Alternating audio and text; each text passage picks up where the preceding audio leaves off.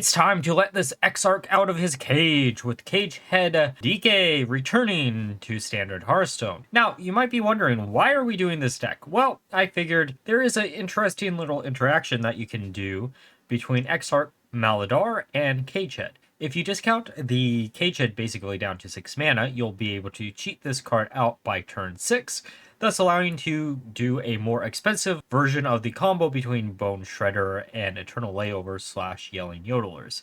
It's also worth mentioning you could probably swap around the Yelling Yodeler and Eternal Layover ratio as a way to have an additional removal tool in that, but I ended up going with this. And if we get really lucky with Grifta, we'll be able to slam down a Bone Shredder, Eternal Layover, and Yelling Yodeler all on the same turn. That's essentially giving you 7 boars to charge into your opponent's face. However, most of the time, 3 is just enough. Now, for the one guy, the most important card to keep is going to be Plagued Grain. This basically gets you 8 corpses on turn 1, which is incredibly good. Then you're going to be looking for early game removal tools such as Down with the Ship or Molten Magma, draw power cards such as Ethereal Oracle or Buttons, and then finally any early game minions such as Geist to hopefully maybe get one of your combo pieces, but for cheaper. Now, with that being said, let's look at some games. Okay, time for a game against Warlock. After Worlds, I'm assuming this is probably going to be Armor Warlock, since that seems to be the one floating around. I guess technically Armor is also Wheel Warlock, but you know, I called it, kind of, because I didn't add the wheels into my Armor Warlock list. But still, kind of called it, right? Okay, that doesn't really tell me too much information. We're just going to pass it back.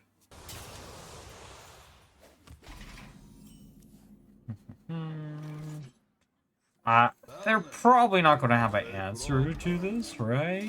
If I get instantly punished, I instantly get punished, but hopefully I don't. Okay, that doesn't look like I get instantly punished.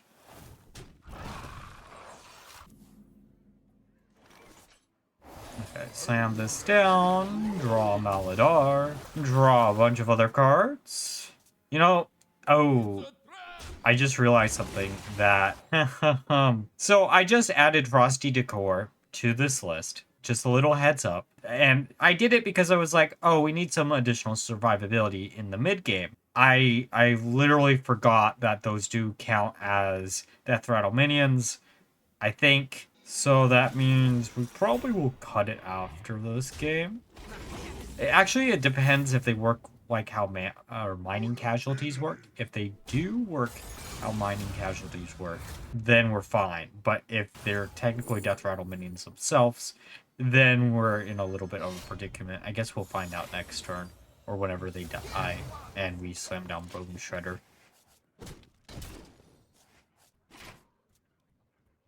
Okay, there's ETC. Alright, slam this down. Might as well go face. Of course they have Soul Flurries. Yeah, this... I almost want to bet this is exactly the... or one of the Worlds lists. I'm curious of, like, how common going against those are going to be, because a lot of those decks are not going to be that user-friendly, especially the ones that like to loop. I know this from someone who tends to like making loop decks. Understanding when to loop and when not to loop and use your resources that you would prefer to loop with is like a very, very big learning curve. Unless it's very like late into the game, and then it really doesn't matter. But all right, let's slam down the Seamstress, go face. I kind of want to just attack into this. I know we're not going to be healing, so it doesn't really matter.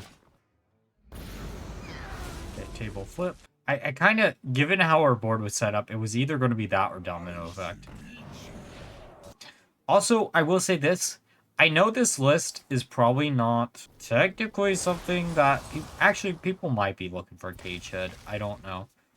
Cagehead is a card that I keep getting requests for in like the comment section, and I keep being like, yeah, we'll revisit at some point, and then I keep forgetting about it, and then I don't know, something clicked in my head last night where I was like, oh yeah, I want to do something with Maladaar, but what can we do that's fun with Maladaar?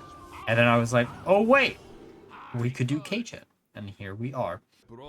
About 25 games in between 2 different variants of the list. And honestly speaking, I think this version ended up turning out a lot better than the previous one. Well, I shouldn't say the previous one. The other one that I was testing around with. which was the one Frost Rune version of the list. The problem with that version is you just don't have the ability to survive late into the game, and sure, you have a lot more early game threats that you can use or draw power. You just can't consistently get to where those matter a lot of the time. Alright, farmhand, give me something cool. Oh, Bone Shredder. We're gonna shred all over this person's face. I do not know why I said that, but whatever. Okay, there's Unholy Plague. Give us an Arminian. We are going to sadly be burning a card next turn, but hopefully it won't matter. Okay, well, okay, never mind. I was going to say, it might make more sense to just nom on all of our cards on board. Of course, that's so ironic. The fact that we burnt the other Bone Shredder when we generated a Bone Shredder, you know? Alright, let's slam down our minion, see if we can get anything cool. Doesn't actually matter because it gets burnt. We can lower the cost of everything in our hand by 1. Might as well go for a natural talent, see what we can grab. Let's slam down this minion first. I guess it wouldn't have mattered. We actually probably should have slammed that down after we used the Molten Magma, because then it would have discounted the second Molten Magma, but... Wait. Oh, I guess that would have got rid of the Buccaneer. Okay. Into the void all our minions go, but it doesn't matter as long as... There's 2 ways we get this. We either top deck Cagehead, and then we... Oh, well, no, I guess they used the Sucky on Sargeras, so he should be fine. Hey, Cagehead! Wait a second. Maladaar is 5. If we slam down Maladaar, that brings down Expanse down to 5. Or, I mean, 6. And then we can slam down Cagehead, which brings it down to 5. And then we can destroy our board and their board, get the 9/9 body, and charge into their face. Not a bad play. Not a bad play at all. And also, I can't believe that we're not even 30 games in and we're going to be able to pull off this full combo. Like the big pipe dream of the deck of Eternal Layover, Yelling Yodeler, and Bone Shredder. Though, to be fair, we could instantly lose right here, right now, if we accidentally hit Frozen Decor's Elementals. If we do, then, you know, you all will never see this game. Once in a blue moon, I'll include like a game where I lose, depending on how like how cool and interesting the game is. But it also depends on what my opponent is playing. It's been a while. It's definitely been a while. All right, can we shred our chances of winning? Yes, we can. Let's yell at the rooftops and let these little piggies out. And charge straight into this imp. And this one goes to the other imp. And this one goes to face. And we might as well show the internal power of the 3 little piggies as they become 4 little piggies. GG. Okay, time for a game against Paladin. Let's see what they have in store for us. I really hope this isn't hand buff Paladin. We actually might have a better chance now that I've added Ceaseless Expanse, but like, I am so sick of that deck. It's like one of the decks that I'm just sick of seeing. Big Spell Mage is also in that category. I feel like there's a third one that I'm just like, please just finish it off. I just don't want to deal with it anymore. Oh, Odin Warrior, I guess. Actually, any of the Control Warrior lists. As much as I like Control, sometimes my deck just needs to go bye-bye. Let's go with Ripper here. Oh, interesting. I'm assuming this is hand buff. I need to redo something with Excavating. It's been a while since we've done any Excavating deck. Actually, no, it hasn't been, because we did one at the beginning of the set. We did Excavating Kara Warlock, actually. I'm gonna grab Staff. Might as well. Actually, I forgot about that deck, actually. I will say this. One of the decks that I was thinking about doing, and then I was waiting to see how many big balancing changes that we were getting, was a Cure Priest list. I just don't know how you make that deck function without relying on, like, random RNG to get not Holy Macro Roll. What's the 1-cost Divine Shield spell from Paladin? That I can't think of its name right now, that you get 3 copies of it. drink and getting a bunch of copies of it, and then using something like Concierge in order to flood your board with a bunch of minions off of here. But like that combo seems so convoluted even for me. I've been really trying to brew something up with that card. It's I'm trying to get through all of the legendaries of the Great Dark Beyond that we can possibly use that are actually remotely playable. The fact that they buffed up Talagath today made me really want to try out a like combo rogue deck, and then I realized there aren't enough like combo enabler card or combo cards in standard right now. We just need like one really good minion, and then we could maybe do something with that. And I know they nerfed Sonya. It might actually be Friday's video. I might find out a way to make a combo rogue list work, because I was looking at like older cards that are going to be rotating soon, and MC Blingatron reminded me, or I was reminded of its existence. So who knows? Maybe that'll be an idea for the nearby future. Hopefully, maybe. I don't know. I expect that deck to be really, really bad, though. Sorry, back to our actual game that we're playing right now. There's no way this is... Yeah, I was going to say, this is no way it isn't hand buff excavating Paladin. Which, credit where credit's due, at least it's a more interesting version than the one that's existed for like 2-3 years. Because, you know, they never rotate cards out of standard. Like, they rarely do, and the cards that they do are... I'm amazed we haven't gotten a new class that uses secrets. They removed secrets from Paladin. I'm so amazed that they haven't added some new class to have secrets in. I'm curious if maybe we'll be seeing that soon, maybe in the mini set or something, because I know there's a lot of like overlap for individual classes that they're going to share. We're going to have like triple class cards or whatever you want to call them, the faction system from Mean Streets of Gadgetzan, basically, but with StarCraft characters instead of whatever Mean Streets. Sorry, I didn't play much of Mean Streets back in the day. Like, that was the first time I actually quit the game. Oh, Deathrattle could be really, really funny. Like, we're probably not going to be able to use it, but it could be really funny in the far and future, right? Who knows? Maybe we find something cool to do with it. We're going to go with Explosion, because that is just going to be a really nice card to have against a hand buff Paladin list. Ooh. Okay. I really don't want to use the Explosion next turn. I would prefer to, like, wait to use it. But it also depends on, like, how many minions that they slam down here. Okay, that's bad for us. We might actually have to use it. It might be fine. Trying to think of how we do this. We use that on there, and then we can use one of the Molten Magmas that clears out the board, which is better than nothing.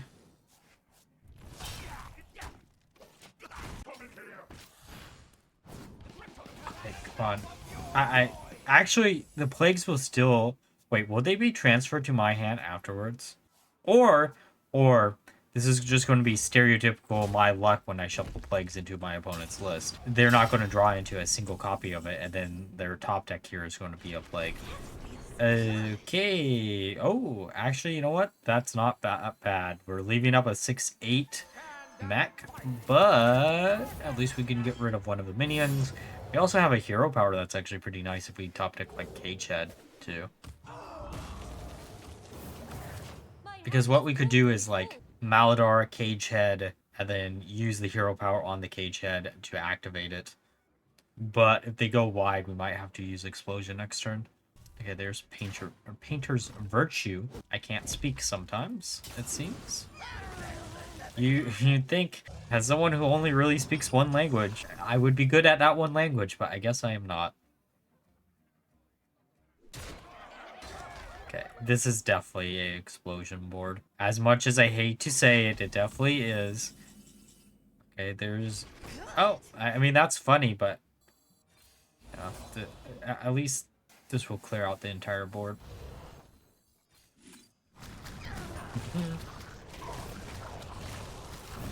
Okay, they're down at 212. Okay, hit our face. If they go wide enough, we will slam down Ceaseless Expanse. Yelling Yodeler. Alright, let's Ceaseless Expanse this board. I don't like doing that, but like it's better than nothing. I kind of just want to slam down one of the Yelling Yodelers because we don't have the cage head right now. The second we draw into the cage head, we actually just win the game, right? Oh, that feels bad. That feels really, really bad. Oh, that feels bad.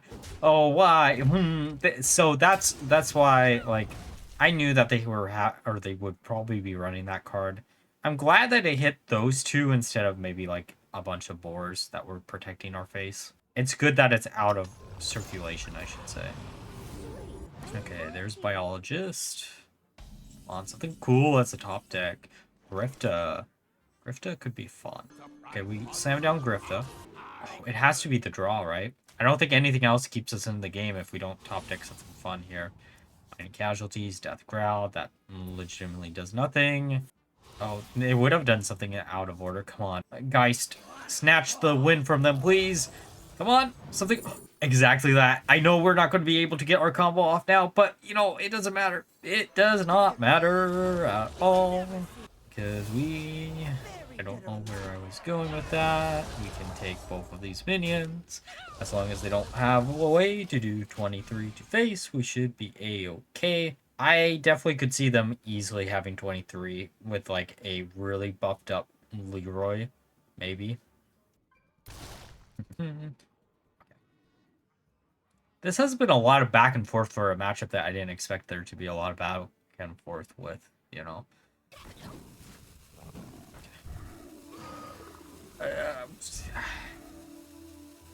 I guess the play here would be probably to clear and not worry about Grifta. Yeah. But they do know we're running Yelling Yodelers, so we could actually, in theory, take that. Oh, that's actually funny. Why not, right? I would like less crates, though. I would actually prefer some room on board, if possible, please. Okay, how do we want to do this? I think we want to use 2 Molted Magmas to get rid of the 1/1, right? And then probably attack into the smaller minion that doesn't have Rush on it. And then we can go face. And we might as well take the other one and see what we can get here. Anything cool? Come on, something cool. I would love a cage head. That's not a cage head. I guess it's... We don't have space for farmhand, but you never know. Maybe next turn. Okay. They can't attack into... They have to attack into these two. There's no world where they don't just hit those two.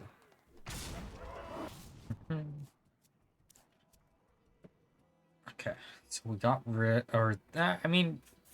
Could have been a lot worse for them. Too bad we can't, you know, actually hit this. Alright, something cool, please. For 0 mana. I'll take the taunt. I know it's another Deathrattle minion, but I'm not actually worried about that at this point at all. It isn't like we're going to be able to finish them off easily like that. Let's just keep our 10-11 alive. I say ours, but it was theirs, really. Okay. I mean, I think they were hoping for a taunt minion. Huh. Not a card I would have expected. GG. Okay, time for a game against Warrior. Warrior, in theory, could be a really bad matchup for this deck just because of the fact that, you know, they could gain a bunch of armor and you won't be able to do enough damage. But it depends on, like, what type of warrior they are and if they brick or not, I guess. And if we don't brick. Like, if we can get out a cage head before they can slam down Ziliax, we should be fine. If they are playing Ziliax, I should say.